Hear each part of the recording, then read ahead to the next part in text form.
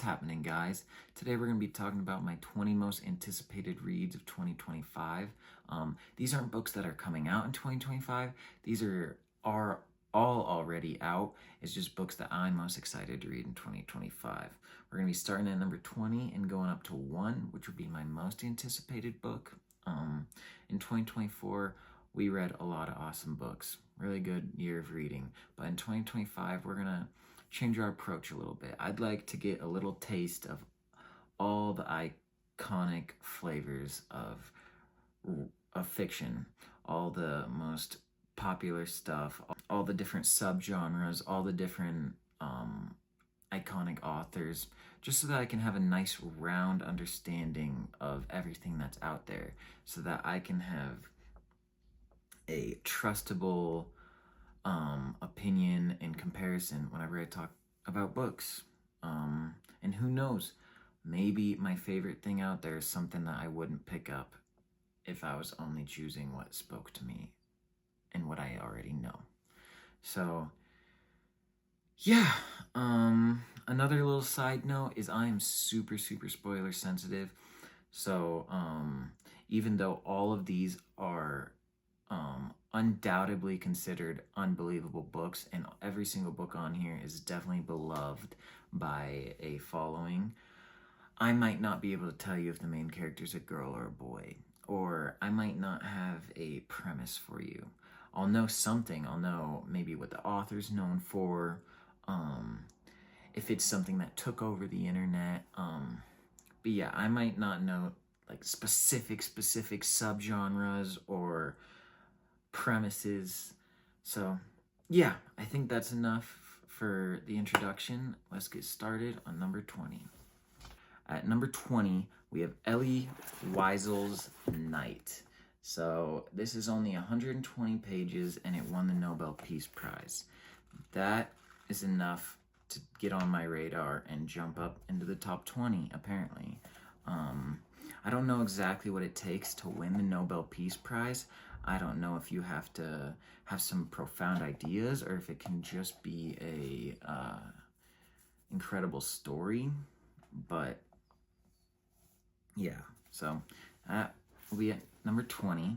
At number 19, going all the way across to the other side of the aisle, we have Jim Butcher's Stormfront. This is the first book in the Dresden Files series. It's urban fantasy where the main character is a wizard and he's also a detective. So, very interesting premise. This is also like a 20-book series, and I think it's planned to be 25. So, I really hope I like it, because then you obviously just have, for the foreseeable future, an awesome, reliable series to fall back on whenever you're in any type of reading slump, or maybe you just read a bad book. And yeah, so I'd really love Stormfront. Hopefully it's got a lot of character. At number 18, we have The Curious Incident of the Dog in the Nighttime. This is one I kept seeing at the thrift store. And when you thrift for books, you get like what's the word? You get like an idea of all the most popular books that have ever existed, for how common you see them on the shelves. Like the Da Vinci Code, for example, has got to be one of the most read books in the whole world. You see like 5 Da Vinci Codes at every thrift store you go to. Well, this one is quite popular too. And after seeing it the 10th time or so, I decided to pick it up and read the back, because obviously I don't recognize the author or anything, which is Mark Haddon. I don't know if I said that, but it turns out this is about an autistic kid who decides to try and solve a neighborhood mystery of sorts. And that sold me instantly. I love the idea of the main character being autistic and trying to solve a neighborhood mystery. Or I feel like stuff like this can often be girly and marketed in like girly covers and stuff. But so I never feel like picking it up. But this is like my little version of trying a is it literary fiction when it's kind of ordinary? Like, I imagine this is nothing too crazy happening, but just a good story. I don't know. So maybe you get me, maybe you don't. It doesn't really matter. The Curious Incident of the Dog in the Nighttime. All right, at number 17, we have Michael Crichton's Sphere. Michael Crichton wrote Jurassic Park. He is known for being able to guess where science could possibly go and how it could go terribly wrong. He was a scientist himself of some sort. So apparently his books are incredible. I love Jurassic Park, the movie, so pretty excited to give this one a go. All right, at number 16, we have East of Eden by John Steinbeck. So this is one of the novels. I have no idea at all what the premise is. This is more so just that I've heard that John Steinbeck is just an absolute genius, and I've heard people say this book is just an absolute masterpiece. So yeah, I don't know what type of writer John Steinbeck is. I don't know if he's going to be clever, funny, profound, if he's going to be one of those like hidden meaning type of writers, but just another super famous author that I can either cross off or add to my list, you know? All right. Number 15, we have Blake Crouch's Dark Matter. This is another sci-fi thriller. People actually compare Blake Crouch to Michael Crichton all the time, say that he's gonna kind of fill Michael Crichton's shoes. But yeah, another sci-fi thriller, and Blake Crouch's name comes up a lot on BookTube. So we'll be giving him a go as well. All right, now probably the most iconic book yet. Definitely the most iconic book yet. One of the most iconic books ever. Dune by Frank Herbert. So many people say that this is their favorite book ever. This book has such a cult following. It's so legendary. I think there's a certain level of legendary that's not an accident anymore. I think books can kind of become popular and not be that great or that special, but I don't think books can become legendary without being special. And so this book to me is guaranteed to be special. Who knows if I'll like it, but it's kind of, I don't know, it's proved itself.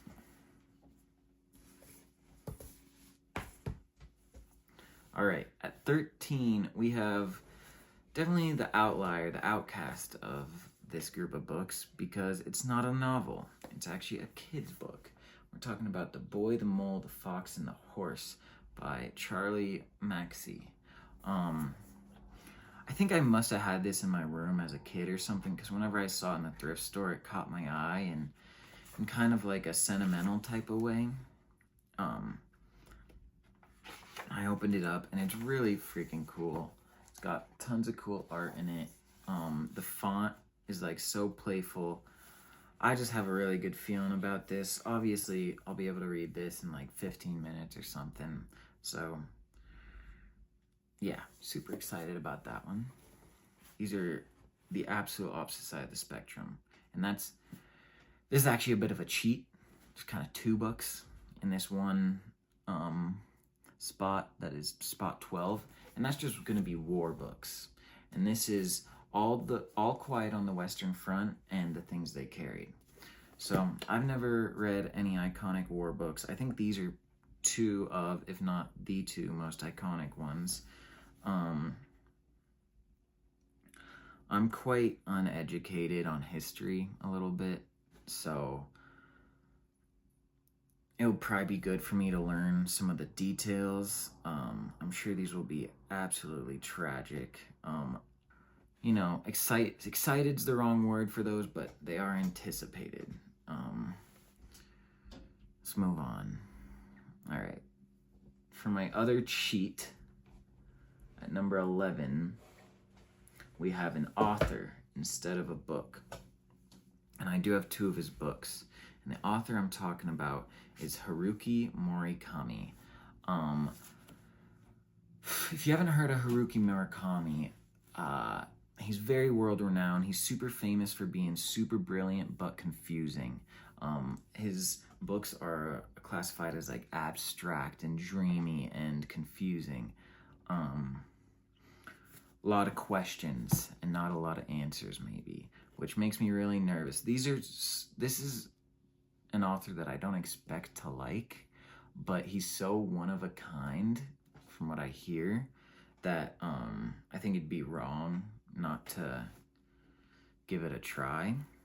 But if you guys know which one's less confusing out of Kafka on the Shore and the Wind-Up Bird Chronicle, let me know.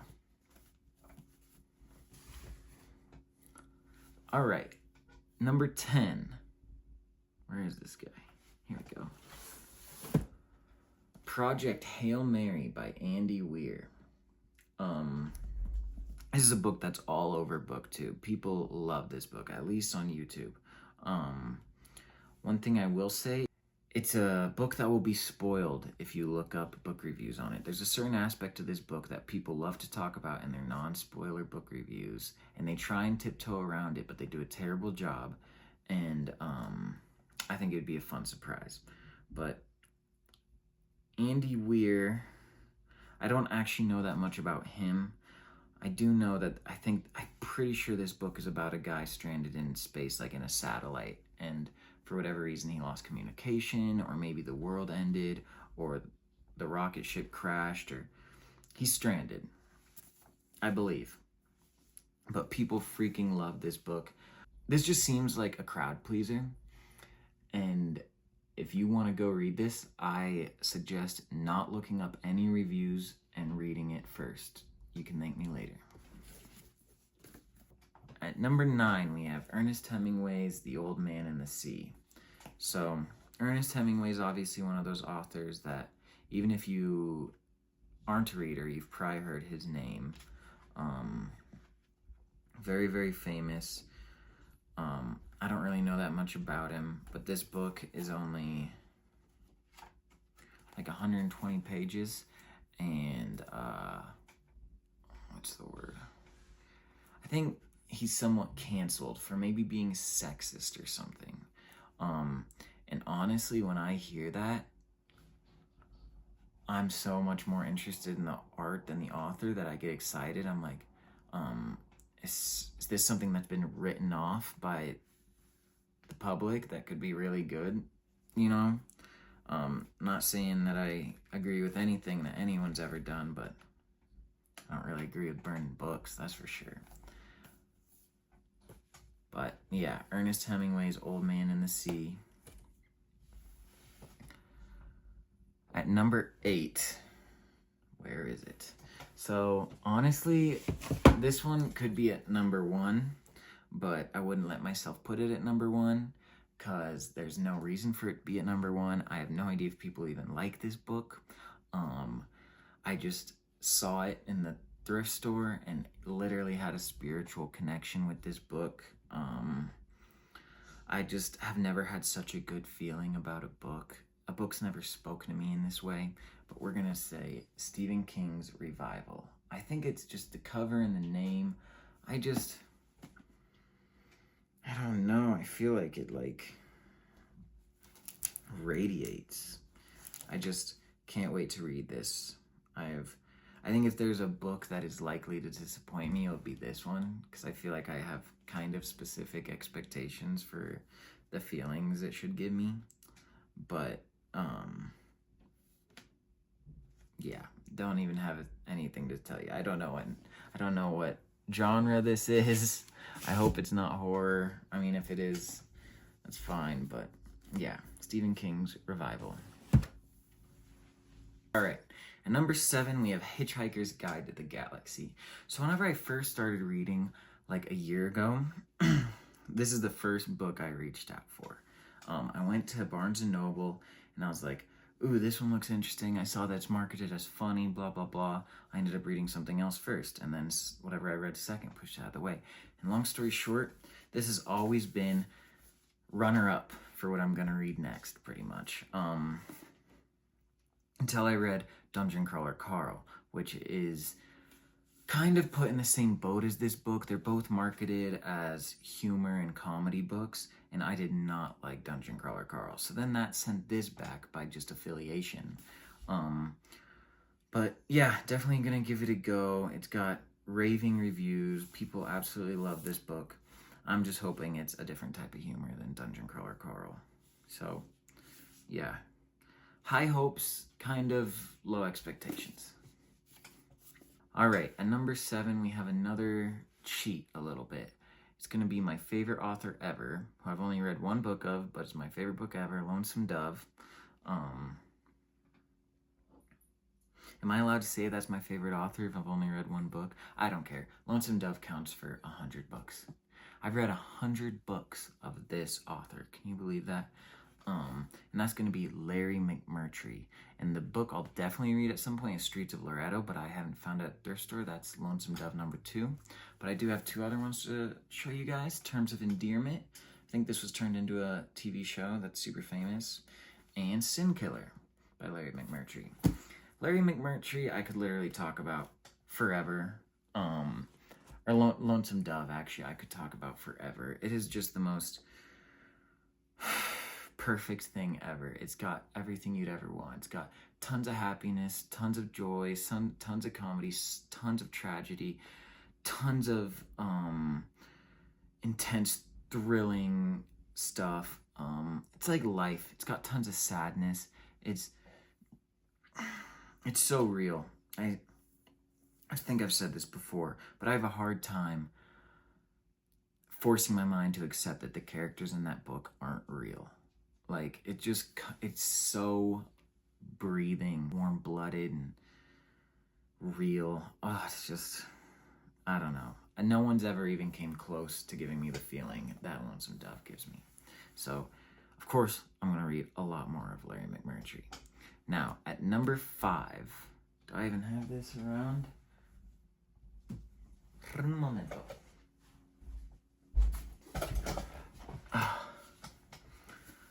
All right, at number 5, this is actually a book I started a few days ago. And if you're asking yourself, why would you start number 5 instead of number 1? So, number 1 is insanely long. I'm going to have to wait till I'm ready, but it'll be somewhat soon. Number 2, same exact thing. Super duper freaking huge. Number 3, and 4, I probably would have read if this hasn't been on my shelf for so long. Kind of same thing with Hitchhiker's Guide to the Galaxy, where I've been pushing off The Hobbit for too long. It's also been one that I've wanted to read for a long time, and I finally just pulled the trigger. I'm only 30 pages into it, but I am loving it. One little bummer is I was imagining the Hobbit as being a little green creature, not so human. And apparently he's not green, and he's kind of just a human, but a little human. But nonetheless, he is so freaking funny and awesome. He's like, I love main characters that aren't supposed to be, you know, the main character, if you know what I mean. Like, unassuming, humble, goofy, odd characters. I just freaking love that. This book is so charming. You just want to get sucked into the world. And Bilbo Baggins. How could you not love Bilbo Baggins? He eats 2 breakfasts, 2 lunches, and 2 dinners a day. And he likes to just sit around drinking tea and smoking tobacco pipe. And God, he's my spirit animal. Hobbits are my spirit animal. Maybe that's why I love this book so much, is because it's where I'm supposed to be. I'm supposed to be a hobbit. Definitely not sucked into any adventure, but just a regular old, ordinary hobbit life. Right, that puts us at number 4. And number 4 is going to be Ray Bradbury's Fahrenheit 451. Now, this is so anticipated for a few reasons. One, I could not find any Ray Bradbury for a long, long time in a thrift store. I don't know why. Someone must have just been coming in and taking it all before me or something. Or maybe I was just missing it and it was in the classics sections or something. But it took me a long time to find Fahrenheit 451. So the anticipation and the suspense builded over time to the point where every thrift store I was going into, I was pretty much only thinking about Ray Bradbury, and in particular for Fahrenheit 451. The other reason this book is so anticipated is the way people talk about Ray Bradbury. He's just supposed to be brilliantly clever and a great writer, just the way he puts things. So this is one I just really expect to love.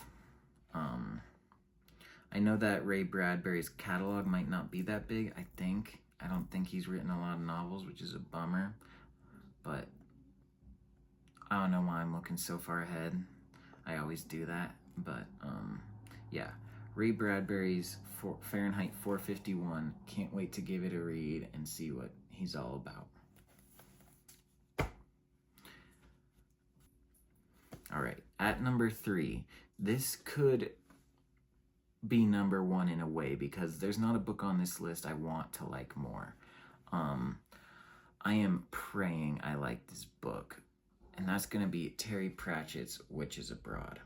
And the reason I care so much about liking this book is because this is like a ginormous series, not connected, but a ginormous world that's super iconic for being funny and fun and maybe a little bit lighthearted. And I really want to find fancy like that.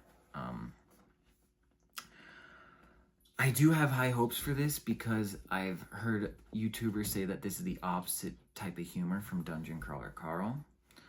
So that's promising. Apparently it's clever and funny and fun. Terry Pratchett, Witches Abroad, but more generally just Discworld.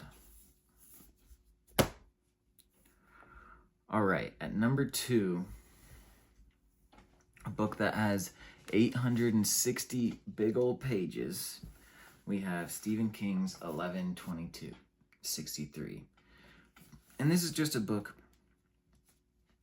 I don't know if I've ever heard anyone talk about it without glowing respect and praise for it. So yeah, it just seems like it's in this world of its own. It's definitely one of Stephen King's masterpieces, and I love Stephen King. Yeah, this just seems also like one of a kind. It just seems like it'll be different, and so yeah. For whatever untangible reasons, this book just feels like it's gonna be incredible. Now, number 1. This book is purely here because it's always put next to Lonesome Dove.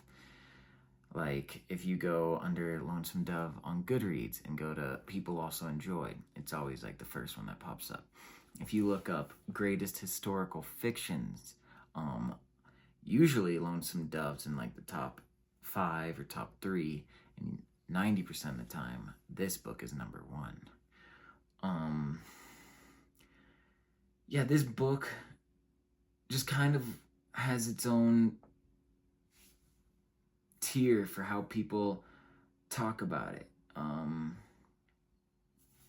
And this book is James Clavell's Shogun. Unfortunately, I don't have anything else to say because I have no idea what it's about. There's a sword in the front cover, and I'm pretty sure it's in Japan. This is 1,152 pages. So, once you start this, you're starting on a massive journey for sure. But yeah, this is one that I just expect to be an all-timer. You know, not too many books going into it can you expect to be an all-timer. It's kind of like, you know, Unfair Expectations probably, but yeah. If this doesn't blow me away, then it's fell quite short of my expectations. So that'll be the list. Thank you guys for watching, and I'll see you next time. Yo, I'm laying in bed editing this, and I realized I forgot to ask what different alleyways and flavors of fiction did I not mention. I know that I don't have any like famous detective authors, like mystery authors. But yeah, let me know what else I'm missing.